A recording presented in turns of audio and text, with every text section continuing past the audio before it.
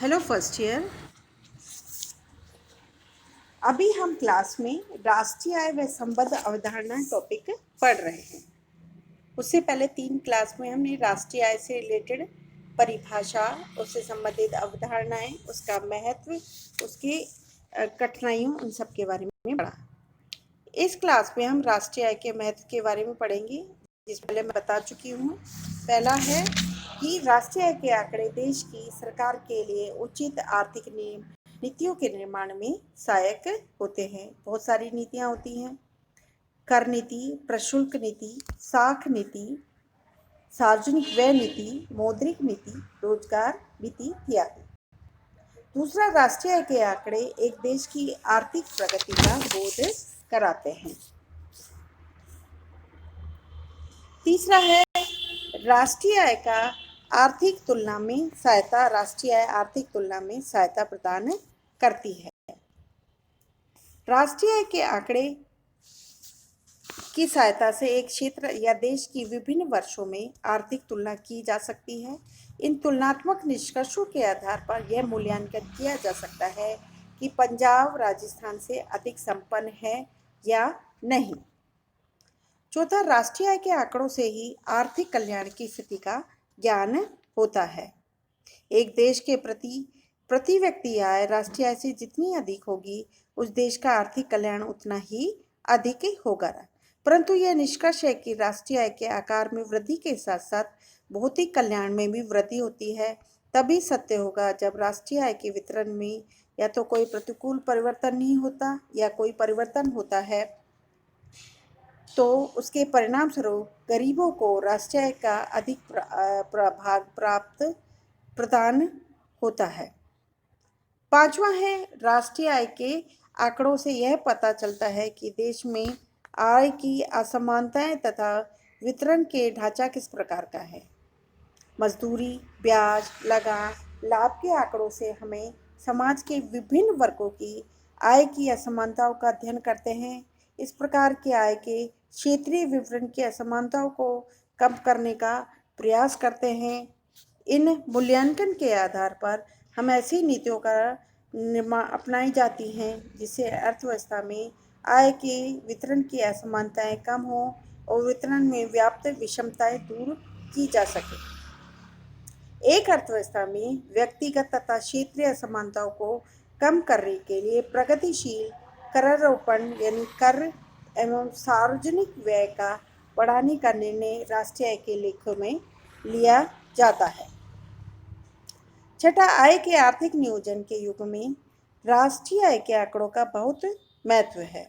एक देश की सकल आय, उत्पादन, बचत, उपभोग आदि विभिन्न स्रोतों से उपलब्ध होनी चाहिए।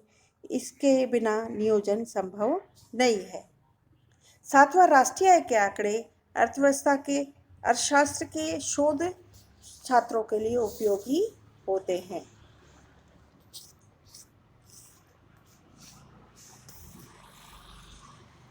अगला टॉपिक है राष्ट्रीय आय एवं आर्थिक कल्याण, national income and economic welfare. सबसे पहले हम पढ़ेंगे आर्थिक कल्याण का अर्थ। पीगू ने अपनी पुस्तक द इकोनॉमिक ऑफ वेलफेयर में आर्थिक कल्याण का अर्थ बताया। कल्याण शब्द का व्यापक अर्थ है। यहाँ इनके सामान्य तत्वों की व्याख्या करना आवश्यक नहीं। इसमें 2 विशेषताएं शामिल होती हैं। पहली, कल्याण के तत्व चेतना से संबंधित होते हैं, यानी मन से रिलेटेड होते हैं, तथा इनका कम या अधिक की श्रेणी के अंतर्गत अध्ययन किया जाना चाहिए। कल्याण एक ऐसी अवस्था स्थिति है जिसमें व्यक्ति को समृद्धि का अनुभव होता है तथा दरिद्रता का अभाव होता है। परंतु अर्थव्यवस्था में कल्याण का तात्पर्य सामाजिक कल्याण से होता है। सामाजिक कल्याण उत्पादित कुल वस्तु व सेवाओं की मात्रा, उनकी मात्रा में परिवर्तन तथा समाज में उत्पादन के वितरण के ढांचे का फलन है। पीक्यू के अनुसार आर्थिक कल्याण कुल कल्याण का वह भाग होता है जिसे प्रत्यक्ष तथा अप्रत्यक्ष रूप में मुद्रा के मापदंड के रूप में मापा जाता है।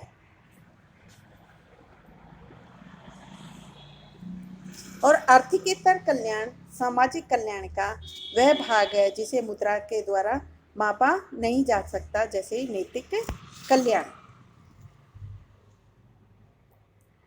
आर्थिक कल्याण के दो प्रकार से प्रभाव पड़ता आर्थिक। पहला, आय को प्राप्त करने का ढंग। आय अर्जन के काम के अधिक घंटे काम की करने की खराब दशाएं आर्थिकेतर कल्याण को कम कर देती हैं। पहला। दूसरा, आय को व्यय करने का ढंग। आर्थिक कल्याण में यह मानते हैं कि भिन्न भिन्न उपभोग वस्तुओं पर किए जाने वाले व्यय समान संतुष्टि प्रदान करता है, परंतु व्यवहार में ऐसा नहीं होता, क्योंकि खरीदी जाने वाली इकाइयाँ जब संतुष्टि कम प्रदान करती है तो आर्थिक कल्याण कम हो जाता है, जिससे कुल कल्याण में कम होता है। परंतु ऐसे प्रभावों की गणना या मूल्यांकन करना संभव नहीं है, क्योंकि अनार्थिक कल्याण को मुद्रा द्वारा नहीं मापा जा सकता। इसलिए आर्थिक कल्याण का जो प्रभाव आर्थिक कल्याण पर पड़ता है वह कुल कल्याण पर भी लागू होता है।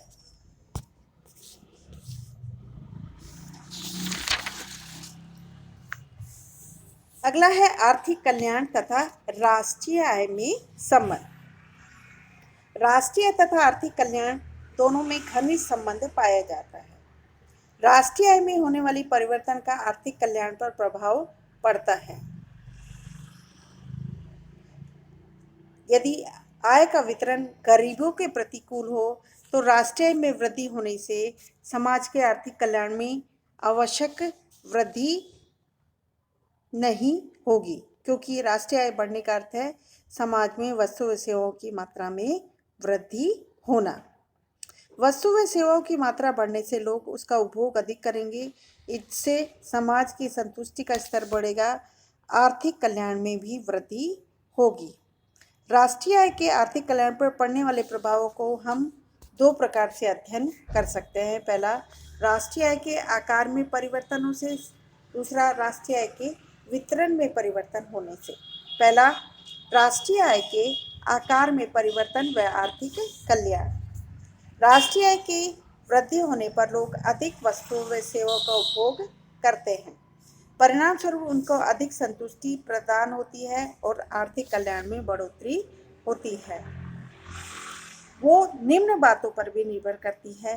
पहला, राष्ट्रीय आय की मात्रा में परिवर्तन होने पर निर्धनों को प्राप्त होने वाली आय में कोई कमी नहीं होनी चाहिए। दूसरा, राष्ट्रीय आय में वृद्धि यदि जनसाधारण पर दबाव डालकर श्रमिकों का शोषण करके हुई है तो आर्थिक कल्याण में वृद्धि नहीं हो सकती। तीसरा, राष्ट्रीय आय में वृद्धि के साथ साथ देश की जनसंख्या में भी तीव्र गति से वृद्धि होती है तो प्रति व्यक्ति आय में कमी होगी। ऐसी स्थिति में आर्थिक कल्याण में वृद्धि नहीं होगी। चौथा, यह भी संभव है कि राष्ट्रीय आय तथा प्रति व्यक्ति आय बढ़ने पर आर्थिक कल्याण बढ़ने के बजाय घटना लगे। जैसे युद्ध काल में प्रति व्यक्ति आय और राष्ट्रीय आय दोनों बढ़ती है, परंतु आर्थिक कल्याण नहीं बढ़ता, क्योंकि देश की उत्पादन शक्ति युद्ध सामग्री बनाने में लग जाती है, जबकि उपभोग्य वस्तु में कमी हो जाती है। उपभोग्य के बजाय पूंजीगत वस्तु का उत्पादन बढ़ता है तो भी कल्याण नहीं बढ़ेगा। यानी कल्याण के लिए जरूरी है कि उपभोग्य वस्तु का उत्पादन बढ़े। पांचवा, राष्ट्रीय आय में परिवर्तन मौद्रिक रूप में हुआ है या वास्तविक। यदि राष्ट्रीय आय में वृद्धि कीमतों की वृद्धि के कारण होती है तो आर्थिक कल्याण नहीं बढ़ेगा, या वास्तविक वस्तु सेवाओं का उत्पादन बढ़ा है तो आर्थिक कल्याण बढ़ेगा। अगला, कल्याण का माप कठिन। देश के समाज में कुल कल्याण तथा कुल उत्पादन में धनात्मक सहसंबंध होने पर भी न तो हम व्यक्तिगत कल्याण न ही कुल कल्याण में प्रत्यक्ष रूप से माप कर सकते हैं। मुद्रा में भी हम आर्थिक कल्याण को ही नहीं माप सकते, क्योंकि कल्याण एक मानसिक स्थिति है जो मानवीय प्रसन्नता व संतुष्टि का द्योतक है। अगला, लोगों की व्यय करने का ढंग। राष्ट्रीय आय और आर्थिक कल्याण में धनात्मक सहसंबंध इस बात पर निर्भर करता है कि लोगों का व्यय करने का ढंग कैसा है। यदि आय बढ़ने पर लोग कुशलता बढ़ाने के लिए दूध, घी आदि पर उपभोग करते हैं तो कल्याण बढ़ेगा। और अगर आय बढ़ने पर लोग बचत को बैंकों में जमा कर देते हैं तो कल्याण में वृद्धि हो सकती है। इसके विरुद्ध आय को सट्टा शराब आदि में खर्च करते हैं तो आर्थिक कल्याण में कमी होगी। राष्ट्रीय आय के वितरण में परिवर्तन एवं आर्थिक कल्याण। राष्ट्रीय आय का वितरण दो प्रकार से के परिवर्तन होता है। प्रथम धन का गरीबों से अमीरों की ओर हस्तांतरण, दूसरा अमीरों से गरीबों की हस्तांतरण। जब राष्ट्रीय आय के बढ़ने से धन का गरीबों से अमीरों के हस्तांतरण होता है तो आर्थिक कल्याण में कमी होगी। अगर धनवानों से गरीबों के पक्ष में होता है तो आर्थिक कल्याण में वृद्धि होगी। जब आय व धन का हस्तांतरण धनवानों से गरीबी को होता है तो आर्थिक कल्याण में वृद्धि होती है। इससे धनी पर प्रगतिशील कर लगाकर एकाधिकार की प्रवृत्तियों पर अंकुश कर विलासिता की वस्तु पर अधिक कर लगाकर अत्यावश्यक समाजोपयोगी सेवाओं का राष्ट्रीयकरण किया जाता है तो राष्ट्रीय आय की गरीबों को आर्थिक कल्याण व अनुदान दिया जाता है। निःशुल्क शिक्षा, चिकित्सा आदि की व्यवस्था की जाती है तो गरीबों द्वारा प्रयोग में ली जाने वाली वस्तुओं का अधिक उत्पादन किया जाता है तो कल्याण में बढ़ोतरी होगी। सकल राष्ट्रीय उत्पाद आर्थिक कल्याण का उपयुक्त माप नहीं है क्योंकि राष्ट्रीय आय में कुछ वस्तु सेवाओं की क्रिया को नहीं शामिल किया जाता जो मानवीय कल्याण को प्रभावित करते हैं। लेकिन जीएनपी अनुमान में शामिल नहीं किया जाता। केवल जीएनपी बढ़ने से ही आर्थिक कल्याण नहीं बढ़ता परंतु अनेक बातों पर भी कल्याण का प्रभाव पड़ता है।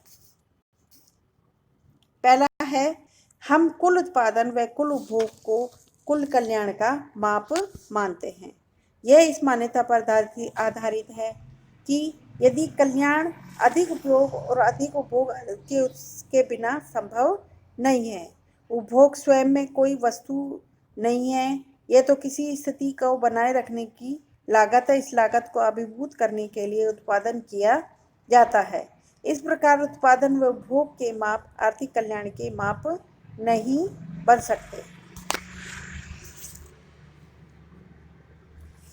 अगला है राष्ट्रीय उत्पादन को सामाजिक कल्याण का उचित मापदंड नहीं माना जा सकता क्योंकि उत्पादन वृद्धि के फलस्वरूप वातावरण जनित मनुष्य को जो कष्ट व हानि होती है इसकी तरफ कोई ध्यान नहीं दिया जाता। जैसे औद्योगिकरण में फैक्ट्रियों द्वारा उत्पादन में वृद्धि तो होती है लेकिन वायुमंडल व जल स्रोतों में प्रदूषण होता है। इससे वर्तमान उत्पादन में वृद्धि तो होती है, प्रदूषण इससे वर्तमान तथा भावी दोनों ही पीढ़ियों पर बुरा प्रभाव पड़ता है। उदाहरण के लिए कानपुर में चमड़े की वस्तुओं के उत्पादन में राष्ट्रीय आय के वृद्धि होने से उत्पादन राष्ट्रीय आय तो बढ़ता है परंतु दूषित पानी से जो समाज के में रोग उत्पन्न होते हैं, लोगों की भावी कार्य क्षमता कम होती है तथा सरकार को भी चिकित्सा सुविधाओं पर अधिक व्यय करना पड़ता है। तीसरे राष्ट्रीय कल्याण में आर्थिक कल्याण में कमी होगी। ऐसे बहुत से उदाहरण हैं जैसे समाज में कारों, बसों, ट्रकों, स्कूटर का उपयोग बढ़ता है तो वायुमंडल दूषित होने से बीमारियां बढ़ती है। बीमारियों की रोकथाम के लिए दवाइयों का उत्पादन बढ़ाना पड़ता है। डॉक्टरों, अस्पतालों, नर्सों की आय बढ़ती है। इन सब से जीएनपी में शामिल करते हैं परंतु जीएनपी में होने वाली इस प्रकार की वृद्धि को हम कल्याण का द्योतक नहीं मान सकते। देश में भौतिक समृद्धि के साथ साथ चोरी, छल कपट, बेईमानी, कामचोरी, पारस्परिक अविश्वास बढ़ता है। इससे कल्याण में कमी होती है। तीसरा, राष्ट्रीय आय में वृद्धि केवल सदैव अर्थव्यवस्था में लोगों की अधिक खुशहाली नहीं लाती। आर्थिक कल्याण का राष्ट्रीय उत्पादन से धनात्मक सहसंबंध स्थापित करते हैं परंतु राष्ट्रीय आय में वृद्धि सदैव समाज में खुशहाली नहीं लाती। राष्ट्रीय आय में वृद्धि लोगों की तृष्णा भी पैदा करती है। मनुष्य के पास सब कुछ होते हुए वे अतृप्त रहता है। बर्नार्ड शॉ ने कहा है, असंतोष प्रगति का मूल स्रोत है। इसी प्रकार के विचार वेवलन ने बताए हैं। उनके अनुसार एक संपन्न समाज में लोगों का संतोष के द्वारा खरीदी गई वस्तु में निहित उपयोगिता पर नहीं बल्कि समाज में पद पर निर्भर करता है। वास्तव में पद एक समाज में स्थान प्रदान करने की लालसा रखने वाले लोगों को कभी भी आत्मा में संतोष नहीं पनपता, इसलिए वह खुश नहीं रहता, जीवन में आनंद नहीं उठा पाता। ऐसे आर्थिक कल्याण में कमी होती। Thank you very much.